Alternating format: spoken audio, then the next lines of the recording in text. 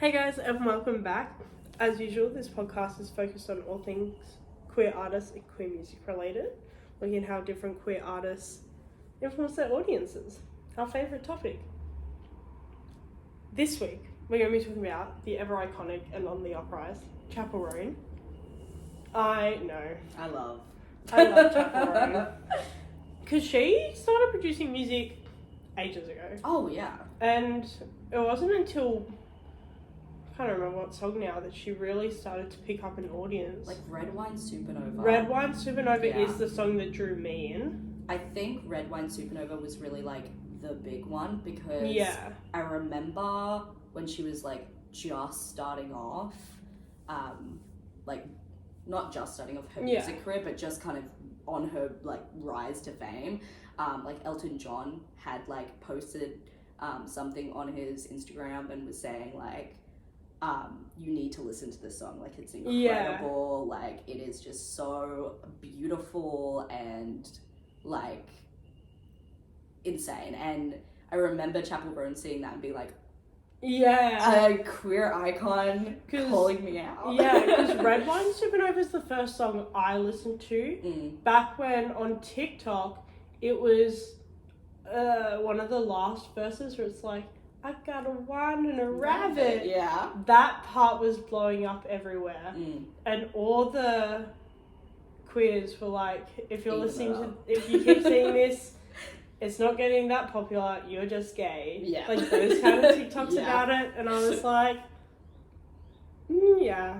Because I really feel like Chappell Roan, like I find it so interesting that Chappell Roan has like exploded into such a mainstream artist because I feel like for like the longest time the people who really like championed her at the forefront were queer people. We're queer people. Like we shouted from the balconies until we established her as like a mainstream artist where now like everyone is listening to her. Yeah, because especially, you see that especially with Hot to Go. Oh, 100%. Because there's earlier clips of her at, like, small, like, venue shows she'll do.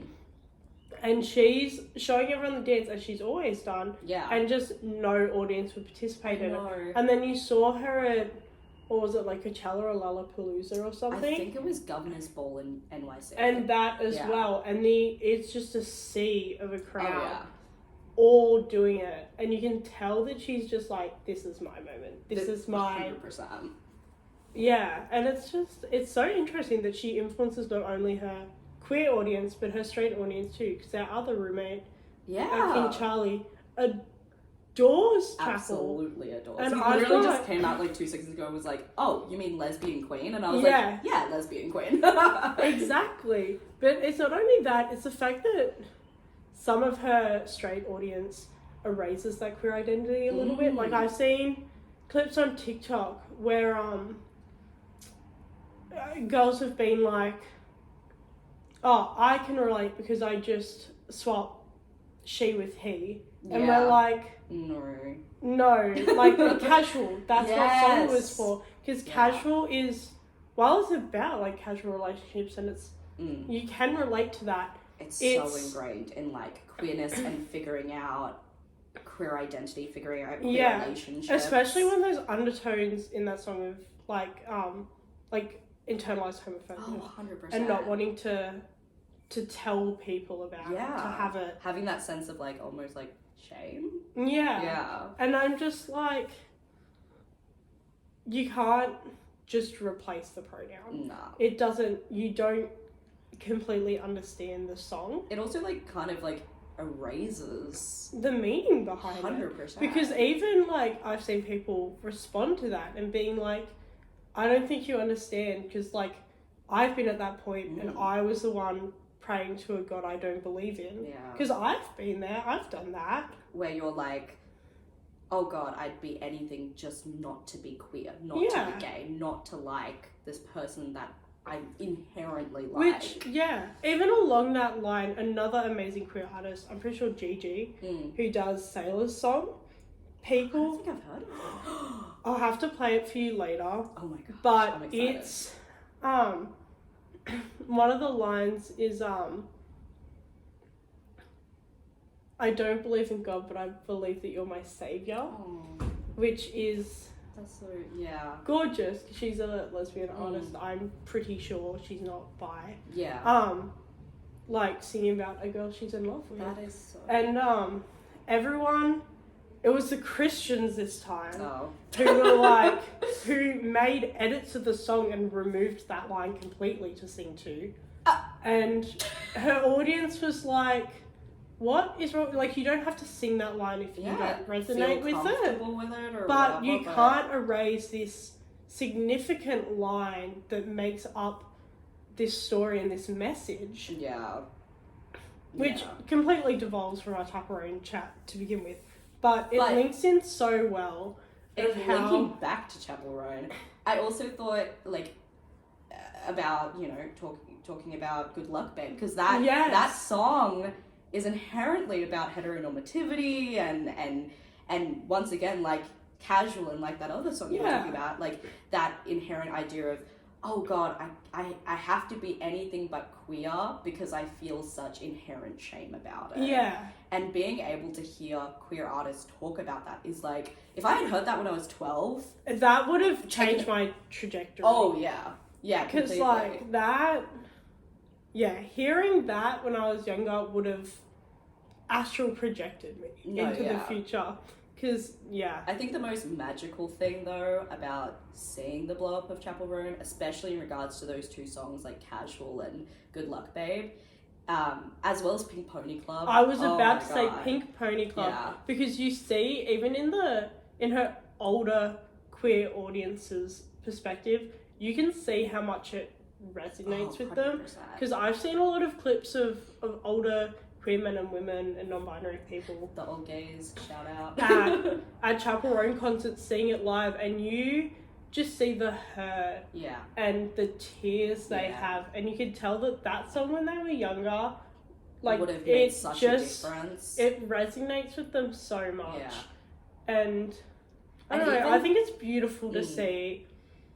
Even seeing young people who are queer reacting to that song and being like, I don't have to be ashamed of who I am, is like the most heartwarming, most just, it's like the most beautiful feeling in the world. It really is. Knowing that sounds so like, special to me. A kid can just love themselves for being themselves. Yeah. Like, and there's no shame behind that. And I don't know, her music carries such strong messages and meaning to her queer audience. And I think that's beautiful. Like, her entire audience can really resonate in what she says and how she performs it. And I think it's just beautiful. And, like, I feel like every part of her performance, whether it's just her music or the way she dresses, which is very much inspired by drag influences. Yeah, because her entire Chappell Roan persona that she wears on stage and when she's recording is based around drag performance and drag culture. Because there's even an interview where she says a drag queen had told her that she does drag makeup so well, and she hadn't even recognized it as drag because she's a queer woman. Yeah. And she was like, it just changed her outlook. It changed my outlook, and it was wonderful. Yeah. Because she pulls it off so well, and I think having that as her stage persona suits her 100%, so much. 100%. And I think the way that she's able to link her own experiences and the way that she's able to link her own artistry back to, like, the artistry of other queer individuals, like Sasha Colby, for example, your favorite artist, your favorite drag queen's favorite drag queen, is just, like, seeing that on, like, The Tonight Show with Jimmy Fallon. Yeah. That's groundbreaking stuff right there, you know? That's groundbreaking stuff. I almost swore that for a minute. But, yeah, like, she should be, like, just so incredibly proud of how much she's achieved. Yeah. You know?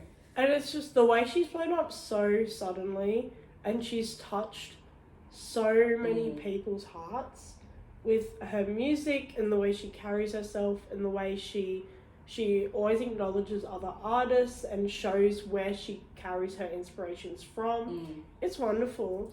I do actually have a question for you. Yay! Crazy. Ooh. Oh my god. Because, okay, obviously I didn't come from a small town. Yeah. And Chappell, she talks about what it's like growing up queer in a small conservative township place. And I just want to know, like, how has Chappell's influence been impactful for you as someone who grew up rurally and queer? It made a big impact because I came out young. I was 13 when I came out as bisexual. I was the only queer person I knew. Wow. Aside from like a few of mum's friends. Like a few of my mum's friends that were like adopted uncles to us. Yeah. And it was an interesting time because I didn't know, like I was the only queer person at school. Yeah. And I think it was like by the time I was in like year 9 or 10 that other people started coming out. Yeah, right. And I was like, because I would have people in my local town like ride their bike, like these were boys younger than me, ride their bikes past me and be like, lesbian! Like just yelling at me. I'm sorry. And like I would have, which bless them, the girls in my year were so sweet about it. And like they wanted to know more. So they would, like when we had classes, they would ask me questions about it. And that's awesome. Yeah, it was interesting. Yeah. Some of the questions were a little weird, but also small town. Yeah. I'm one of the few out gay people, and I'm at a younger age but where also, we're questioning identities and who we are and growing into ourselves. So it was a really interesting time in my life. And like I just think like, gosh, as we were kind of talking about prior to, like, gosh, if only we had Chappell back then. Yeah. If only we had that representation back then. Again, bringing up Pink Pony Club. Yeah. How she, throughout the story of the song, because obviously Pink Pony Club isn't her personal story. It's a story she's made up to show queerness and representation of moving from a small town to a bigger town. Like, it was... maybe, what year was it? I was still living in my hometown. So it would have had to be when I was like 16. Yeah. We had a Mardi Gras in Wagga. Oh my so gosh. There's 3 Mardi Gras in Australia, Sydney, Wagga, and I believe it's Hay. What? Which is another small country town. I mean, clicks for that, but... which, obviously they're not as big as Sydney Mardi Gras, but Wagga Mardi Gras is fun. It's actually quite wonderful. I had plenty of queer friends when I was later in high school, like Haley, one of my best friends, is bi. Charlie, her cousin, is also queer. I had like a bunch of other queer friends that I got later into life, which was wonderful. I could share experiences with them. But rounding back to what I was saying about Pink Pony Club was that difference between moving from a small town to a large town and having that shift and that change and seeing a bigger queer like surrounding you is like, it's a different level. It's because I went from knowing like maybe like 8 or 10 gay people to now having a large amount of friends where I couldn't even count them on my fingers because so many people I know are queer in some shape or another. Yeah. And I think that's wonderful that I'm able to build such a community here when I wasn't able to build such a big one back home. And for a lot of my teenage years was one of the only people I knew that was gay, because the few other people I knew were gay were in their late 30s, their 40s. They had already had their experiences living in Sydney, and they were able to pass those stories on to me. And my family, of course, are really supportive because my mum lived in Sydney for years, had lots of drag queen friends, always supported me. Like, my mum took me to my first Mardi Gras when I was 16. We participated in Mardi Gras as part of the SES. She walked it with me. It's like, we, even before doing that, like, my family would watch Mardi Gras with me each year. My stepdad cracks a lot of jokes about it because he thinks he's funny. Don't all. Bless him. But like, my younger sister forgets I'm queer. It's because at the time I came out, MJ was 3. Yeah, baby. She was a baby. So until I mentioned something about it a few years ago, she completely forgot. Because I'm scared of talking to women, so I never bring women home. It's okay. Irrational fear of women. Check. Yeah, but having Chappell Roan growing up would have definitely changed. Yeah. How I felt at times. I wouldn't have felt so alone about it, I think.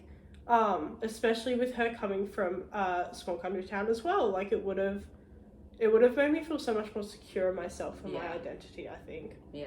Which, bless her. Bless her. I've grown into that person now, and I obviously have her music to celebrate that. Of course. But yeah, linking back to the last video, Troye Sivan was that person. Troye Sivan, yeah. Granted, he's from like Western Australia. Yeah. But but it's still that. It was like a queer Australian who's doing music and is somewhat in the mainstream eye, is popular on YouTube. Yeah, like that was a big deal for it was, especially for 13-year-old me. Yeah. Like, but yeah, rounding back to Chappell Roan, because we always seem to talk about Troye Sivan. We love you, Troy. If you want to gift us free tickets to your concert, I would gladly accept them. But yeah, Chappell has a big impact on my life now. I'm sure she would have had a significantly large impact on me growing up. Definitely. But yeah, I love Chappell Roan. We love her, and yeah, that's about all we have to say about She's Chappell our favourite Roan. artist. She is my favourite artist. She's my favourite artist's favourite artist. Period. Yeah, I think that's all we have to talk about this week. But thank you for watching. If you enjoy Chappell Roan and you have a favourite Chappell Roan song, drop it in the comments. Let us know what your favourite Chappell Roan song is. We'd love to hear. Yeah, tell us who your favourite artist is. My favourite Chappell Roan song was, or what got me into Chappell Roan? No. See, the one that got me into Chappell Roan, y'all better listen to it, Naked in Manhattan. That song bangs, and that's all I have to say. It is a really That good made song. me realise not to be afraid among women, and that made me really embrace, like, dating women and going, like, with women into more stuff. Yeah, and obviously mine is Pink Pony Club. Pink I Pony think that's always gonna be. That's you. Yeah. Build up into that song. Drop your favourite Chappell Roan song. Drop why if you'd like. And we'll see you in the next video.